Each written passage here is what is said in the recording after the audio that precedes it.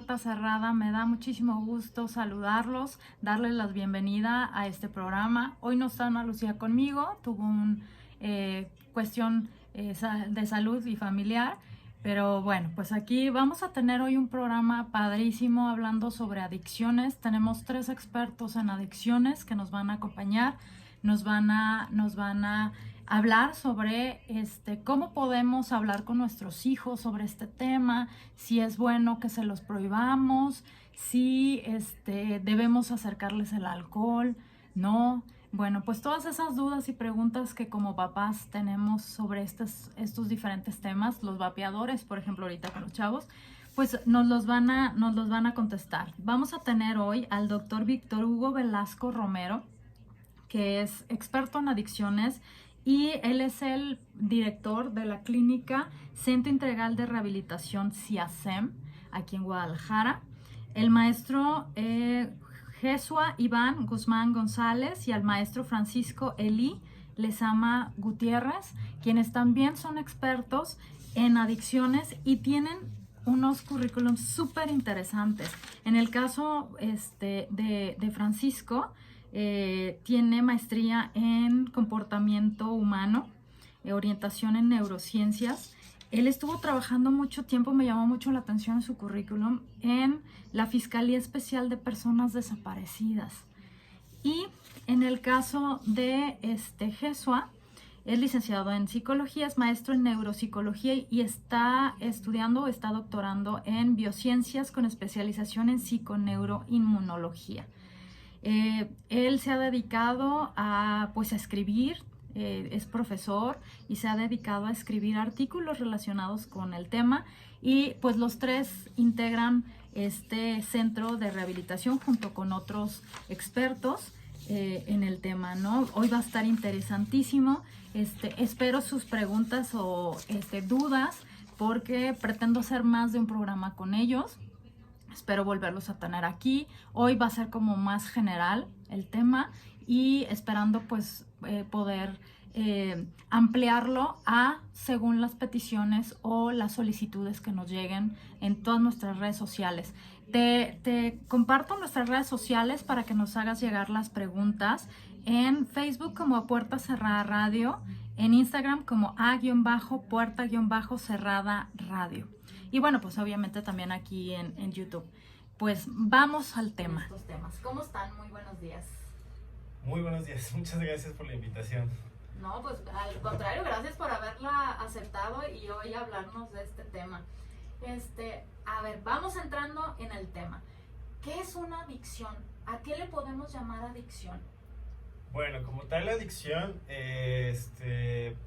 la vamos a considerar ya como una conducta en donde la persona, por ejemplo, empieza a tener problemáticas para controlarla, y aún sabiendo o siendo consciente hasta cierto punto de que le está causando un problema o un daño, ya sea psicológico, físico, etcétera, la persona lo va a seguir haciendo, ¿sí? Como tal, la adicción, pues la relacionamos mucho con la parte del consumo de sustancias, que puede ser alcohol, que puede ser tabaco, y otras drogas que se consideran ilegales. Claro. Pero existen otro tipo de adicciones que pues no están ni tan tipificadas ni consideradas todavía como un problema, ¿sí? Que pueden ser, por ejemplo, conductas como la adicción al internet, a los videojuegos, a las redes sociales, sí, que ahorita en un manual como tal de diagnóstico no existen, pero tienen los mismos componentes de la adicción. Sí, claro, pues. Sí, de hecho, justo como lo mencionó mi colega, ha habido literatura que, por ejemplo, diferencia cuando tenemos nosotros una adicción a una dependencia. Y se ha hecho esta diferenciación como para tratar de comprender, porque es un fenómeno muy complicado. Sí. O sea, yo sé que a lo mejor a nivel laboratorio es muy fácil decir A provoca B, pero en las ciencias humanas es muchísimo más complejo. Necesitamos entender el aspecto contextual, el aspecto de la persona, como qué tipo de aspectos biológicos ya tiene una carga, y además de eso necesitamos ver qué tipo de comportamiento adictivo, vamos a decir, tiene, que es lo que les decía. Si nosotros tenemos algo a nivel dependencia, estamos haciendo referencia a algo más a sustancia, por ejemplo el cristal, por ejemplo el alcohol, por ejemplo marihuana, que es algo externo al cuerpo, mientras que si hablamos directamente de adicción, se ha referido más, por ejemplo, rituales de conducta. Que no necesariamente van a implicar una sustancia en sí. Por ejemplo, vemos a una persona que le gusta apostar en las máquinas, un ludópata, nadie le inyecta nada, y él no se inyecta nada, pero está ahí duro y dale. Pero, por ejemplo, si vemos esa raíz, nos vamos a dar cuenta que en realidad hay comportamiento adictivo, como decía mi colega, no necesariamente en algo como tan visible como la adicción. Por ejemplo, lavarse las manos de una manera compulsiva es un ritual, me causa bienestar. No necesariamente se va a clasificar como una adicción, pero a lo que voy es que cuando hablamos de adicción es un ritual de la conducta que me causa bienestar. Apostar, hacer, estar ahí, estar estimulado, me encanta. Puede ser comer en exceso, Exacto. Puede ser hacer ejercicio en exceso. Sí. O sí. a quienes les gusta, por ejemplo, hacerse faciales o cosas en estéticas exceso. Y las hacen en exceso, ¿no? Las cirugías plásticas, que bueno, ahorita ha habido un boom, ¿no? También hacerlas en exceso. Por supuesto. Todo eso es una adicción, y una dependencia es cuando yo ya probé una sustancia, la sigo consumiendo y llega un punto en el que ya no puedo sin esa sustancia.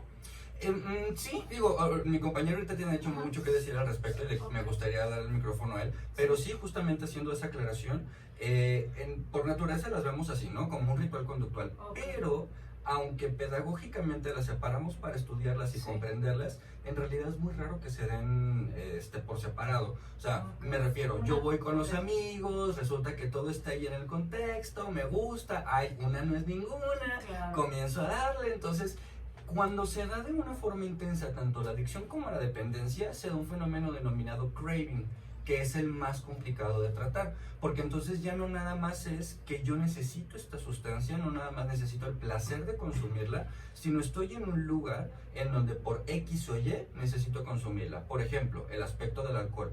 Muchos hombres suelen utilizar esos espacios en particular para poder liberar lo que sienten, para poder hablar, ¿no? Sí. Entonces, muchos de estos, sobre todo cuando llegan a consulta, no se animan a platicar, no se animan a abrirse, no se animan como a desfogarse, si no están bajo los efectos del aturdimiento del alcohol. Entonces, ahí estamos viendo un fenómeno compartido. De nuevo, los separamos para estudiarlos y comprenderlos, pero... Sin embargo, se unen, las personas se unen, pues. Exacto. Uno te va llevando al otro, ¿no? Exacto. O sea, el hecho de que yo... no sé, desde que estoy adolescente me junto con mis amigos y empiezo con una cerveza, ahí está la conducta que tú me dices, y eso se va pues haciendo un ritual, ¿no? Cada vez que voy con mis amigos es la cerveza o el alcohol y un cigarro, comida, ¿no? La comida. Sí. Fíjate que eso es algo que yo ya había analizado, no se da en todas las culturas, la de nosotros sí. Exacto, los festejos, el pastel, son con comida. O sea, el azúcar se está convirtiendo también en una dependencia y pues yo no sé hasta qué punto en una realmente adicción. Pues de hecho es la sal, el azúcar y las harinas que justamente quiero un poquito contextualizar de dependencia y adicción. El bombardeo que hay en las redes sociales también te habla de muchas corrientes, ¿no? Entonces hay que tener bien en claro y no confundirse que hay la parte científica y hay la parte ahorita que coach espirituales, que biodescodificaciones, entonces de tanta información la gente se pierde. Sí, y hay que tener bien en claro, por eso están los diagnósticos neuropsicológicos para ver si es dependencia, si es adicción o es algún trastorno, ¿no? Okay. Como un ejemplo muy breve, está mucho que dicen que la adicción, la etimología es a, sin y dicto, decir, entonces también la gente piensa eso, que es algo que no me dices, y hay veces que las mamás, dime, porque dicen que la adicción, ¿qué tienes? ¿Por qué te drogas? Pero realmente son una serie de cosas que influyen, no es un solo factor, exactamente. O sea, muchas de las veces es desde los niños que les dan chiquito una tablet, y entonces el niño está con la luz, con el sonido, y al rato la mamá quiere cambiarlo totalmente, y es donde se le hace difícil, y es aquí donde entra ya el tema científico. Y de trastornos, ahorita que tomaste el tema, ¿qué trastornos son los que me pueden llevar a cualquiera de las otras, a una adicción o a una dependencia? Ok, bueno, desde mi perspectiva y lo que conozco un poco es que, por ejemplo, el TDA el trastorno por déficit de atención con o sin hiperactividad, es como uno de los principales factores que llegamos a identificar que pueden terminar en este tipo de casos de adicción. Yo, como se lo explico muchas veces a los pacientes o a los papás de los pacientes, el TDA es como un arbolito, ¿sí? Que va a ir creciendo y se va a ir ramificando. Y esa ramificación que va teniendo son problemas que van a ir apareciendo si tú no lo atiendes en una edad temprana.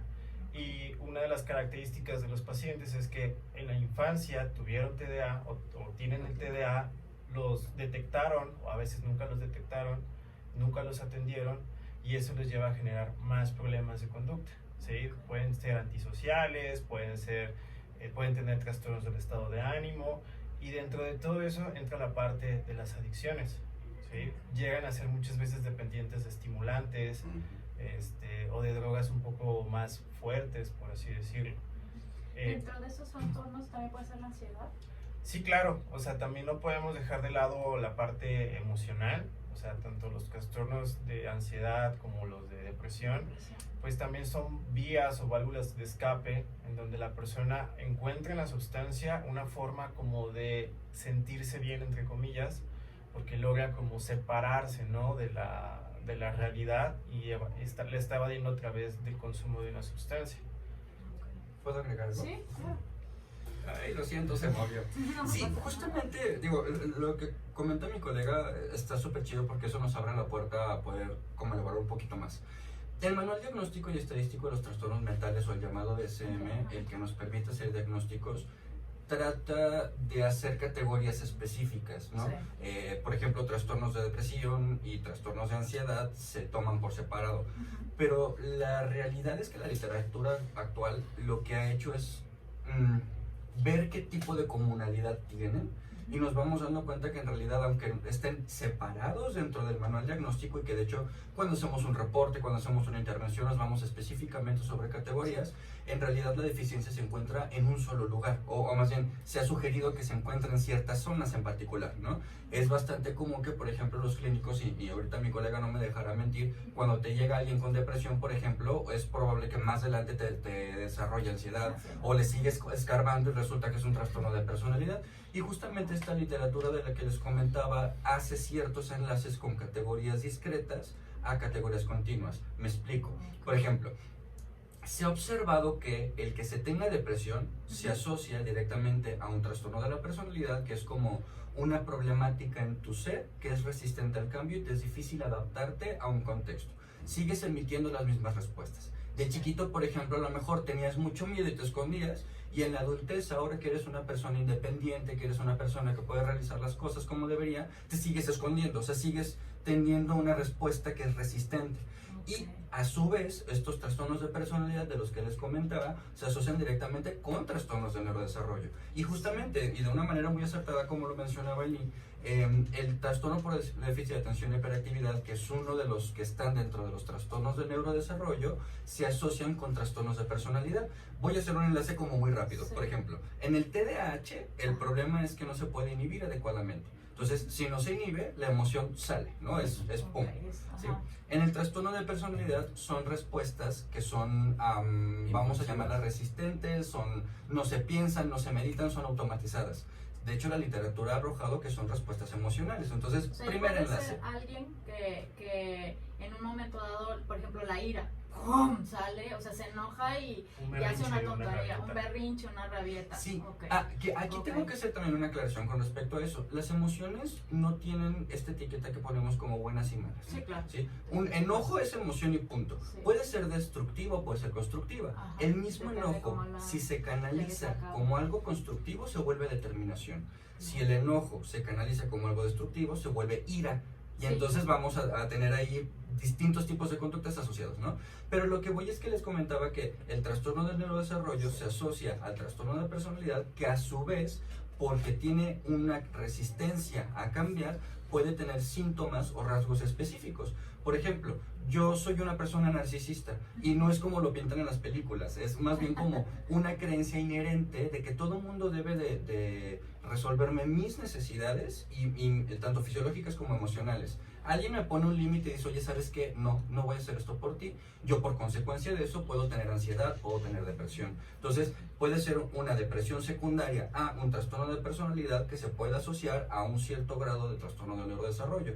Y de hecho hay mucha literatura, sobre todo para quien les guste, que nos está escuchando un poquito, puede buscar del Research Domain Criteria REDOC y se va a encontrar literatura, así, infinidad. Ajá. Bueno, ya es el comentario, perdón, Eli. Oye, Claudia, yo quiero hacer un paréntesis ahorita respecto a esto, ¿no? Y aquí viene lo interesante, nuevamente lo repito, de los matices, porque no se pueden encasillar, ¿no? Él es alcohólico porque se separó por esto, ¿no? Sino parte de la neurociencia y todo lo que están estudiando ellos te da el parteaguas, ¿no? Porque el núcleo familiar, cómo tú eduques a tus hijos, y hablando de las emociones, cómo los dejes externar sus emociones, es donde se pueden encasillar, y eso es lo que tratamos de prevenir, ¿no? Si esta persona tenía TDAH, curiosamente se liga a cierto tipo de drogas, ¿no? La depresión, el alcoholismo, el TDAH, el cristal. ¿Por qué? Porque sustituyen la emoción que están ocultando. Y es ahí donde se les puede dar a los papás, a los familiares, a las esposas, cómo se puede tratar el problema emocional, el problema conductual, el problema neurológico y la adicción. Okay. Sí, tiene que ser integral, ¿no? No es solamente una cosa, porque una cosa va llevando a las otras, ¿no? Empezamos desde cómo se educó un niño, ¿no? Y yo esa es una pregunta que les quería hacer. ¿Las adicciones se dan más en hombres, en mujeres, o no hay una diferencia? Bueno, yo estaba buscando datos antes de venir, justamente de la Comisión Nacional contra las Adicciones. En su último informe del 2019 justamente sacan estas proporciones de hombres y mujeres. En proporción, los hombres tienen más problemas de adicción que las mujeres. El grupo de edad que llega a tener más problemas de adicción pues son entre los 18 y los 34 años. Pero curiosamente en las mujeres las adicciones se dan en edades más tempranas, durante la adolescencia, de los 12 a los 17. ¿Sí? Y ahí, por ejemplo, la droga de inicio por lo general es el alcohol. Es la puerta de entrada. Los dos. Ajá, es la puerta de entrada para de ahí consumir más drogas. Pero lo que han visto es que en los últimos años la droga que ha empezado a tener como más consumo o más popular pues ha sido la marihuana, ¿sí? Y esto lo podemos entender por ciertos contextos en donde, por ejemplo, hay países donde ya es aceptada, ya es legal, etcétera, ¿sí? Sí, te preguntaba y voy a lo que decía Víctor.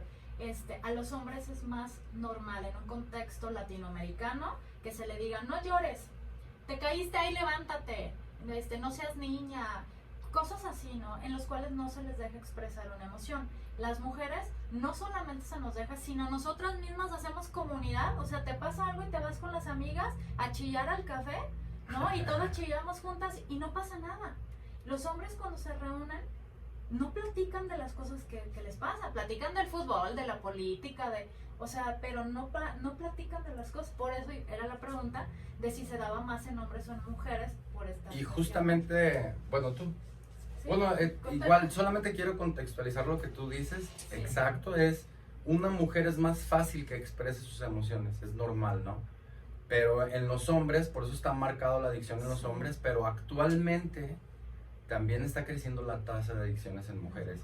Y digo, aprovechando, la sociedad está enfocada hay muchísimos centros de rehabilitación para hombres y muy pocos centros de rehabilitación para mujeres.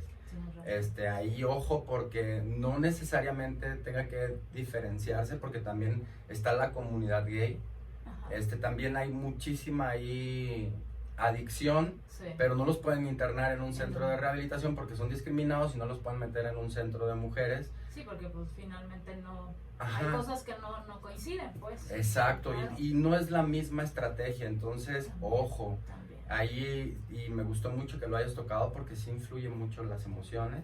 Sí, es que yo creo que como papás, o sea, tenemos que ver estas situaciones, ¿no? Porque estamos muy al pendiente de lo que está pasando afuera, ¿no? Es que si a fulanito lo agarraron con no sé qué, es que si a menganito, pero qué tanto estamos realmente siendo conscientes de las emociones de mis hijos. Oye, Claudia, aparte de las emociones, ¿cómo los educas, no? Como cuando ya llegan a tener un grado de riesgo en la escuela, en la prepa, en la secundaria, y hay algo muy importante que ahorita me gustaría que ellos abundaran, Sí. la palabra terrorífica, ¿Cuál? esquizofrenia.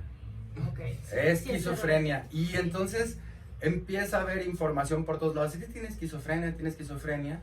Y déjame decirte, y ellos ojalá y toquen el tema más profundamente, hay familias esquizofrenizantes. O sea, que la familia hace que el hijo tenga un trastorno de esquizofrenia.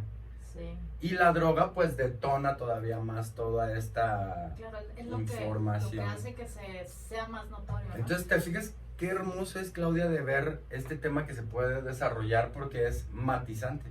Claro. Totalmente, empieza la gente piensa es o la droga, Sí, el alcohol, ajá. o el vicio a la televisión, a los pero redes nunca sociales. se ven que ya vienen predispuestos, que tienen un trastorno, que la familia apoya esta enfermedad y detonan la droga y piensan que la droga, entonces, ¿cómo dejo que mi hijo se deje de drogar? No, hombre, pues es una chambototota de las familias también. Sí. Fíjate que un profe alguna vez escuché que nos dijo, no me acuerdo en cuál diplomado, maestría, no sé en dónde, que decía es que los alcohólicos o los adictos son el síntoma de una familia enferma.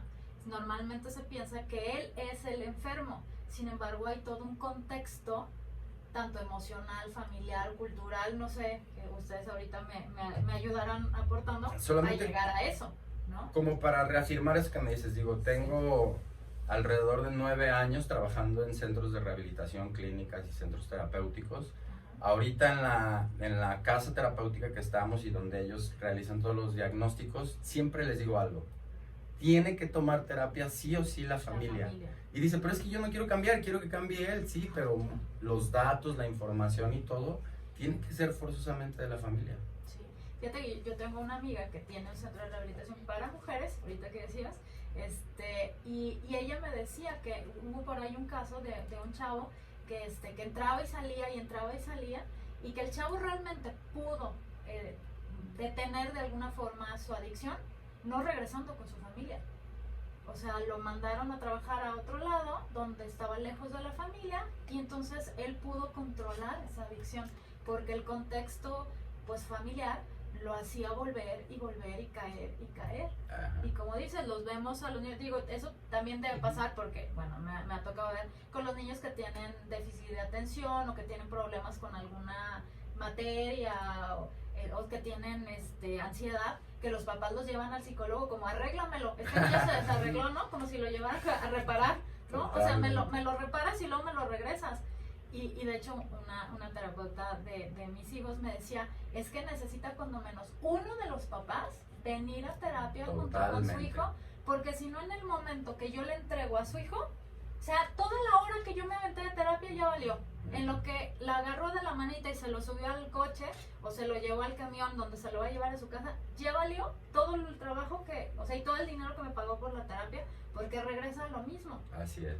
Entonces, igual comparto con tu amiga, sí, nos ha tocado muchísimos casos de personas de medio camino, rapidísimo, que sí. Duran un año en sobriedad trabajando. Hay personas, el caso más cercano ahorró 25,000 pesos, no faltó al trabajo, entonces ya estaba ansioso por volver a su casa, llega a su casa y al mes, Otra vez. horrible. Qué frustrante para él y para la familia, ¿no? Porque como dices, generalmente ellos lo ven a él, pero no se ven a ellos. Exacto. Claro. O sea, Sí, y es que de hecho a lo mejor haciendo un resumen un poquito titánico por el tiempo que nos hace falta y que creo que a lo mejor es pertinente con lo que han comentado, es que este fenómeno tenemos que verlo con vulnerabilidades. O sea, okay. como se los comenté en un inicio, no es que A provoque B. Nosotros, por ejemplo, cuando caracterizamos un tipo de enfermedad, necesitamos entender 3 tipos de vulnerabilidades. La contextual, como lo comentábamos, en donde inclusive hasta los aspectos económicos, hasta los aspectos que tienen que ver con oportunidades laborales, atención médica, y las formas de crianza ejercen una fuerza sobre el desarrollo del individuo. Las biológicas, que son cosas que no podemos cambiar, digo, hasta la fecha, aunque nos encantaría y seguimos tratando de buscar elementos genéticos, lo mejor que podemos hacer es observar un cambio de un solo núcleo compartido, que se asocia a un problema enorme, ¿no? Claro. Y lo individual, que usualmente lo individual es a lo que tratamos de patologizar, ¿no? Lo que decimos es que tú tienes el problema, tú, ¿no? Entonces, justamente haciendo este resumen, como lo comentábamos, me parece como muy pertinente que asocies un poquito lo del, por ejemplo, lo de la comida también con la cuestión de la conducta adictiva. De nuevo, en sí no es una, bueno, no sé, ni siquiera puedo decir si es o no una adicción. Sé que es un ritual que trae placer, que puede llegar a ser problemático si se sale de control. Pero a lo mejor justo el tema que vamos a abordar en una segunda ocasión va a ser que esta deficiencia o esta vulnerabilidad que para nosotros es totalmente detectable, tiene que ver con los aspectos de la gestión emocional. Que, como lo mencionaba hace un ratito, no es que lo emocional sea bueno o malo, no es que una emoción sea positiva o negativa, es que es lo que nosotros... ¿Cómo lo manejas? Y en términos de la emoción, un peldaño antes tenemos el afecto, en donde este es un poquito más sencillo. El afecto de hecho se divide en apetitivo o aversivo, si me acerco o me alejo, y entonces tenemos una combinación ahí, una mezcolanza medio rara de un montón de cositas que tal vez ya abordaremos paso a paso, pero en esencia quiero que vean eso. O sea, me quedo con la idea de que la adicción es un fenómeno muy complejo. Es difícil decir que un adicto solamente por ser esquizofrénico es adicto, o que una persona que es adicta se vuelve esquizofrénica por consumir.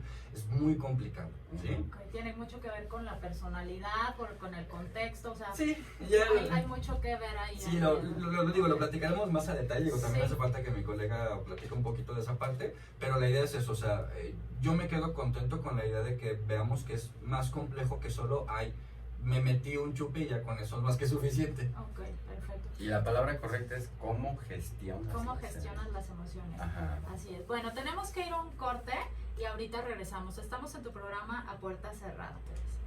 Estás en tu programa A Puerta Cerrada, regresamos. Estamos hablando sobre las adicciones. Me gustó lo que dijo Víctor, tiene razón, es cómo gestionamos las emociones.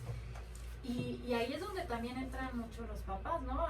Tanto lo que vemos en casa como lo que nos dicen, porque de ahí es de donde aprendemos a gestionar nuestras emociones. Si todo el tiempo te dicen, no te enojes, el que se enoja pierde, no chilles, pues ¿cómo las vas a gestionar? Todo el tiempo las vas a guardar, ¿no? Me imagino. De hecho, hay algo muy importante. Todos los que somos del 80, 90, había un anuncio que decía: alto, corre y cuéntaselo a quien más. Cuenta hasta 10 y hasta te salía un foquito rojito, sí, claro. ¿No? Eso marcó a la generación. Sin embargo, cuando tú estabas realmente con tu papá y querías decirle, oye papá, quiero decirte algo, no. Hay un duelo aquí que ahorita los expertos nos van a ayudar a aclarar y decir respecto a esto. Pero cuando un niño tiene una emoción actualmente, es o la tablet o veías otra cosa, tienes que ser feliz, tienes que comer, tienes que esto, pero no te enseñan para qué y por qué. Sí. O sea, y eso lo escuchas ahorita en miles de podcasts de personas que están subiendo esto del mindfulness y todo esto, que están ayudando a esta generación a realmente gestionar las emociones, pero todos los que venimos del 80 no nos enseñaron. Y para atrás, no solamente los 80, sino para atrás era todavía peor, porque a tu papá le tenías que hablar de usted. Sí. O sea, había hasta una barrera, ¿no? O sea, jamás recibías un abrazo, menos una felicitación. Ese es el ligue que quiero hacer, mira. Sí. Ahorita en todas las consultas que ellos platican, siempre hay un reclamo. Es que mi mamá no me abraza y no me sabe. Entonces, como tú dices, si nos vamos para atrás, pues mis abuelos ni siquiera un beso era... Tenían 10 hijos, 15 hijos, 20, pues, ¿en qué momento podían abrazar al 1, al 10 y al 20? ¿no? Entonces, la mamá de nosotros, otra vez volviendo a generación 80s, 90s, como que te medio enseñaba. Sí. Entonces, ahorita los papás que tienen 30, 35 de adolescentes, el adolescente realmente no entiende esta conexión, o tienen un poco, y ahí es donde empieza todo este desarrollo de la gestión de las emociones. Claro. Y ahí viene lo importante. Entonces, un ejemplo, ¿qué debe de hacer una persona? Y ahorita que ellos corroboran la información, si a algún niño en la secundaria le ofrecen droga, en la primaria, porque ya tenemos niños de 9 años que se están drogando. Hay centros de rehabilitación que ya es para menores de edad, porque es otro tratamiento totalmente diferente, ¿no? Entonces, si un niño, tienes que tenerle la cultura de que te dé la información, porque una mamá le dice, me ofrecieron esto, hueles a cigarro y se enoja, ¿no? Entonces tiene que haber esa confianza para que le puedan decir, primero la información, ¿no? De que una droga, sea cual sea, tiene un impacto horrible en la vida. Te iba a decir, a ver, y aquí como mamá voy a hablar y en representación de todas las mamás y papás que nos escuchan. ¿Cómo hablo de las drogas con mis hijos? ¿Qué le digo? ¿Se las prohíbo? O sea, esto así de plano está prohibido. No se puede tocar. O llego y le digo, mira, existen todas estas drogas y las consecuencias son estas. ¿Cómo es que yo debo de tratar este tema con mis hijos? Digo, en mí, yo creo, es el miedo, yo creo, y bueno, representando más de alguna, de si le digo, mira, existen todas estas, le estoy diciendo, mira, están A, B, C y Z, y cabe la posibilidad de que entre ¿cómo me puedo decir? Pues la duda y entonces la busque y, ¿no? Yo creo que, entre otras cosas, por eso luego los papás no hablan tanto, ¿no? Pero ¿ustedes qué recomiendan? Dijiste dos claves importantes y ahorita ya cedo la palabra a los expertos. Dijiste miedo y dijiste prohibición. Entonces, mientras los papás trabajen bajo esos conceptos, ya vamos mal. Okay. Y eso siempre se los digo a las familias, ¿no? Si tú le tienes miedo y desconocimiento al tema drogas, ya vas mal. Okay. Realmente no le tienes que tener miedo, tienes que estar consciente que son las drogas y que causan las drogas. Para que se lo puedas decir, porque si tú le dices no, cuando te prohíben, sabes qué es lo que más les va a llamar la atención. Eso es lo que yo les decía. O sea, si yo le digo, mira, existe todo esto, pero no te acerques, no lo tomes, pues le voy a generar más curiosidad, ¿no? Seguramente. Pues sí, pero hay que tener, eso sí lo quería decir, pero ahorita ya los expertos, y incluso son maestros, pueden darnos un poquito de más información. Bueno, y un poquito el abordaje, a lo mejor haciendo la comparación, por ejemplo, con la plática del sexo, ¿no? Cuando hablamos de sexo con nuestros hijos. Sí. Yo me acuerdo que mis papás tuvieron esa plática conmigo, pero nunca tuvimos la plática de las drogas, ¿sí? Entonces todavía yo crecí en este aspecto de malo, ¿no? Y de hecho antes de venir escuché la cancioncita de La Florecita de TV Azteca que decía de Vive sin drogas. Sí, claro. Que igual era muy escueta y no te dice nada. Sí. La idea de abordar aquí el tema de las drogas es hablar pues de manera muy clara y franca en este caso con los niños y adolescentes sobre qué consecuencias pueden tener a la larga, ¿sí? Yo por lo general lo que les digo a los papás cuando estamos en sesión es que lo recomendable es nada, jamás, nunca, cero drogas. Ese es el ideal, pero sabemos que están ahí, entonces tenemos que ser responsables. Y el siguiente punto es, si tú vas a dejar que tu hijo consuma o que esté expuesto al uso de sustancias, pues también tienes que entender todos los procesos biológicos y madurativos de la persona. Sí, o sea, claro, por ejemplo, yo lo que les digo es, un cerebro termina de madurar entre los 25 y los 30 años. Si tú le metes algo, alguna sustancia química antes de todo eso, vas a empezar a afectar el proceso de maduración cerebral. Y eso a la larga pues va a traer problemas, atención, memoria, emociones, hasta trastornos psicológicos o psiquiátricos. ¿Sí? Qué bueno que lo dices porque hace rato que decían la marihuana. Mucha gente trae ahorita pues que le han encontrado, y bueno, pues ancestralmente se sabía que era una planta, que tenía muchas virtudes, bla, bla, pero tiene este pequeño incidente, ¿no? Por ahí que es alucinógeno y me lleva más allá, ¿no? Y entonces, pues, total, es un churrito de marihuana, ¿qué puede pasar? ¿No? Y hay películas en las cuales ves a los papás, sobre todo americanas, eso no en las películas no sale en México, ¿no? Pero yo sí las he visto en las americanas, en las cuales los papás se reúnen y se fuman un churrito de marihuana, ¿no? Y pues imagínate la peste en toda la casa. Entonces lo que dices, una cosa es un chavito de 18, menos, o sea, de 13, 15, a alguien ya de 25. La maduración, pues qué importante saber como papás, porque, pues bueno, si tú te vas a aventar el tirito, decirle, hijo, pues nos vamos a fumar un churrito juntos, pues que sepas, como dices, la consecuencia que va a tener en ese niño, y es una consecuencia cerebral. O sea, y después puede tener consecuencias con sus estudios, con su toma de decisiones y demás, ¿no? O sea, qué importante. Sí, de hecho, a ese comentario también quiero agregar algo y también resaltar, conocimiento es poder, ¿no? Sí. En muchas ocasiones el estigma es lo que suele dificultar el abordaje, porque si nos vamos a lo que te puede hacer daño, realmente cuántas personas con diabetes hay en México, ¿no? O sea, no controlan el consumo de azúcar, y nadie le tiene pavor al azúcar. No. En cuanto a, por ejemplo, la marihuana, y va a sonar raro que yo me dedico a adicciones y soy pro libertad, la pro libertad tiene que ver también con la responsabilidad de saber cuál es la consecuencia que hay sobre ti, que es lo que decía Eli muy acertadamente, ¿no? O sea, hay que ver que no todos los tipos de consumos te van a causar los mismos tipos de consecuencia. No voy a esperar el mismo deterioro en una persona que consume marihuana en un año a una que consume a lo mejor cristal en otro, o que consume solo alcohol. Vamos a tener como diversas consecuencias, pero lo importante es abordarlas, es no tenerle pavor. Cuando nosotros tenemos el conocimiento es más fácil que decidamos. Y en muchas ocasiones, y digo, es un fenómeno bien interesante, cuando hablas directamente de la situación le quitas el poder. Y al quitarle el poder es más fácil abordarlo. El problema en muchas ocasiones, y él no me dejará mentir con la cuestión de las familias, es que no se comunican adecuadamente. Y entonces hablan de esa cosa, esa situación, ¿no?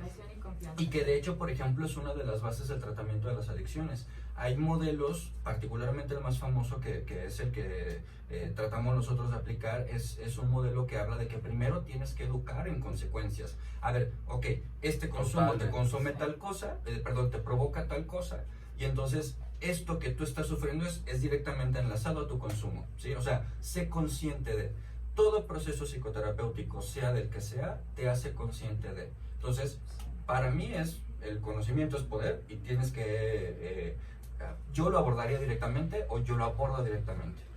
Qué importante esto que dijiste de las consecuencias, porque no solamente es una adicción, o sea, de verdad, nosotros qué aprendimos con los castigos, ¿no? ¿Qué es lo que nosotros, papá, hacías algo, papá, mamá se enojaba, que normalmente mamá decía, espérate a que llegue tu papá, ¿no? Porque papá era el del golpe más duro, al que le teníamos más miedo, ¿no? Y llegaba papá y le tenías miedo a su reacción y punto. Pero no, lo que aprendías era que tus papás se enojaban y el miedo a lo que te iba a hacer papá o mamá. Pero por eso ahorita tenemos tanto trastorno emocional y volvemos al tema emocional. Sí. ¿Por qué? Porque suprimimos o reprimimos emociones y no hay un aprendizaje. Sin embargo, si ahorita respondiendo la pregunta de qué haces con tu hijo, pues de entrada tú conoces a tu hijo cómo es emocionalmente y cómo le vas a vender la información. Si tienes un hijo que es nervioso porque tiene un trastorno o algo, entonces no le vas a meter más miedo de la droga, sino que lo vas a concientizar que puede pasar. Y si nos salimos un poquito de contexto, esa es la falta de cultura, porque sucede en la alimentación, y la alimentación es el segundo cerebro. Sí, claro. Y entonces cuando tú ya empiezas a ver y a hacerle a tu hijo ver los daños que puede tener en consecuencia de que no sepa cómo gestionar sus emociones, de que no sepa cómo expresarse, y ahí se liga con lo de adicto, lo que no dicen. Entonces, pues ahí vienen todos los factores porque una persona se hace totalmente dependiente, codependiente, adicciones, que son otros temas que se ligan. Ay, sí, hay muchísimos temas. Entonces, a ver, yo llevo aquí escrito, número 1, conocimiento. Número 2, comunicación y confianza. ¿Cómo ustedes como psicólogos y como expertos, cómo le hago si es que yo llevé una educación no de confianza con mi hijo, sino más bien estricta, y mi hijo ya está llegando a la adolescencia, ya me entró el miedo de que, híjole, ¿y dónde vaya a caer se va a ir con los malos amigos y todo lo que los mamás y papás piensan? Ahorita, ¿cómo le hago para que mi hijo me tenga confianza? Pues bueno, ahí obviamente como padres tenemos que ser conscientes de lo que está viviendo mi hijo, ¿no? O sea, por ejemplo, no es lo mismo cuando está en la infancia, a lo mejor podemos todavía ser muy castigadores hasta cierto punto, pero ya cuando llegan a la adolescencia, pues sabemos que se ponen desafiantes, se ponen rebeldes, están buscando su propia independencia, identidad. Entonces es entender todo ese proceso. O sea, es como, yo también lo viví, yo fui adolescente, como era cuando adolescente, y que me hubiera gustado, por ejemplo, que mi papá lo hubiera hecho, ¿no? Y a partir de eso, pues también conocer cómo son nuestros hijos y identificar estos cambios bruscos, ¿no? De temperamento. Y más cuando puede estar influenciado por un consumo de sustancias. O sea, nos toca mucho de que es que antes jugaba fútbol, iba con los amigos y de repente, pum, encerrado en el cuarto todo el día comiendo chetos, ¿no? Okay. ¿Sí? Sí. Y esos cambios a veces los papás nunca se dan cuenta, porque son papás ausentes o papás que están estresados por otras cosas. Sí, que trabajan todo el día, ¿no? Sí, pero sí me gustaría segmentarlo un poquito, Ok. en 3 etapas, ¿no? La primera es prevención, la segunda es como ya está dentro y la tercera, y es la más importante, ¿no? Mucha gente, y ahorita por la información que se hace en las redes sociales, tiene miedo a intervenirlos, anexarlos, encerrarlos, ¿no? Ojo, cuando una persona ya está en una fase grave de intoxicación, sobre todo por el cristal, jamás va a tener confianza, jamás va a tener voluntad, jamás va a entender, ¿no? Es que muchas de las mamás dicen, yo quiero que por su voluntad vaya. Y yo les digo, señora, no está No va a consciente, pasar. no va a pasar. A lo mejor si estuviéramos en una edad temprana que va empezando, que apenas está con ese juego, adelante, hay que alimentar la confianza y no lo encierres. Pero que tienen 13, 15 años drogándose y quieres que vaya por su voluntad a un centro de rehabilitación, siempre les pongo el contexto. Cuando una persona entra a dieta, déjame la coca, déjame el pan, Ya sé. Sí. te vuelves loco. Sí, O sea, te el vienen azúcar. unas crisis de pánico, crisis Sí. de ansiedad. Parece que te apareciera en todos lados, Mm. ¿no? Sí. Entonces imagínate quitar un químico. Claro. Entonces forzosamente tienen que perder ese miedo a los centros de rehabilitación, a las clínicas y decir, lo intervengo.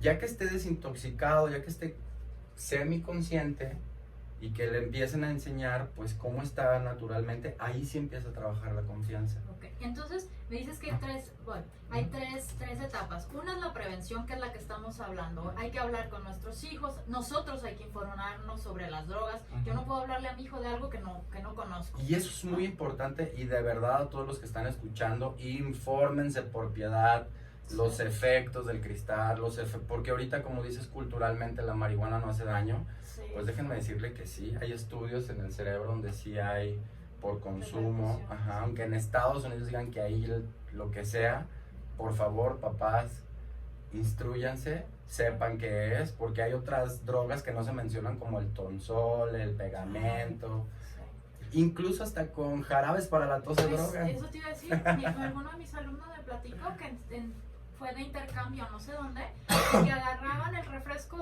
de uva con el jarabe de la tos y con eso se drogan y lo encuentran en Sí. cualquier lado. Sí, Sí, aquí quiero hacer una aclaración, porque si decimos es que no lo toquen, estamos cayendo en el mismo ciclo. A ver, Volvemos al miedo. si te causa un efecto a largo plazo, si tu memoria de trabajo porque te hiperfrontaliza, el tiempo esperado de daño es este.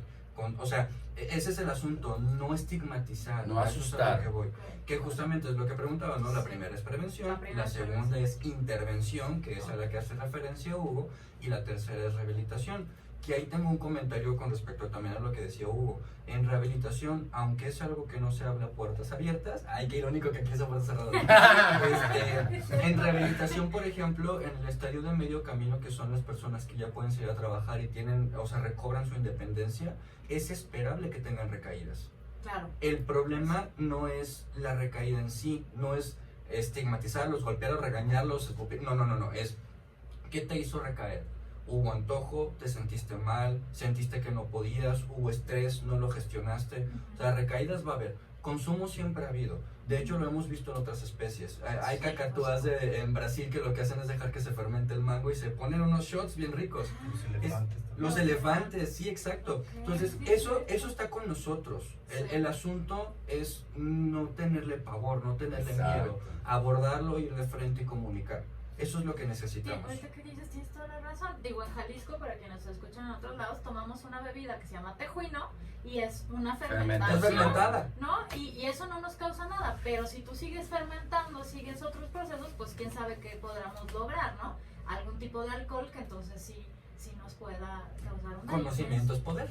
Tienes toda la razón. Entonces, a ver, esas etapas, una es la prevención, la otra es la intervención y la otra es la rehabilitación. En la intervención, nos queda muy poquito tiempo, pero en la intervención, ¿qué significa? Yo ya vi que mi hijo le encontró una bolsita con marihuana o con alguna sustancia o alcohol. Estoy en esta segunda etapa. ¿Qué hago? ¿qué hago con él? Mira, por lo regular las mamás dicen y piensan de que lo voy a llevar a una terapia. Ajá. Lo voy a llevar a una terapia y ahí voy a solucionar todo. No. Realmente tiene que haber una desintoxicación. Okay. Los especialistas no pueden evaluar una persona que esté bajo una sustancia. Es como si tú traes una pedota de 3 días y te llevo con el psicólogo para que puedas hablarlo, pues no se te va a poder evaluar ni depresión ni nada, ¿no? Van a saber qué está diciendo real y qué es fantasía, Ajá. ¿no? Un ejemplo, nosotros en la modalidad que manejamos en la clínica, que realmente el que instituyó este programa fue Yeshua, se manejó por promedio 45 días de desintoxicación. Okay. Entonces ya desintoxicado podemos ver un problema y puede empezar un proceso terapéutico. Pero intoxicados realmente y tristemente no se puede hacer nada. Okay. Entonces, de alguna forma vamos a juntar lo que es la intervención con la rehabilitación, porque finalmente necesita un proceso. Total. Y el proceso va a ser sacarlo del contexto en el que está. Sacarlo de las drogas o del O del consumo. Ahorita que dije alcohol, yo les planteaba antes de entrar, hoy me queda bien poquito tiempo, lo del alcohol. Yo tengo un hijo adolescente, ¿yo le doy la cerveza o me espero a que la tome solo? ¿Ustedes qué opinan? ¿Qué opinas tú, yo? Es una... No, si quieres tú. Ok, va. Yo estoy seguro que Lili lo que va a decir es que es una pregunta compleja. Sí. Ok. Híjole, yo no soy padre, no, a lo mejor no comprendo ese sentimiento de apatía o ese sentimiento de preocupación.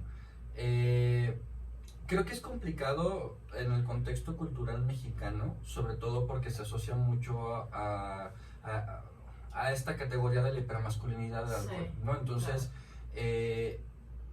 creo que va a depender del tipo de familia.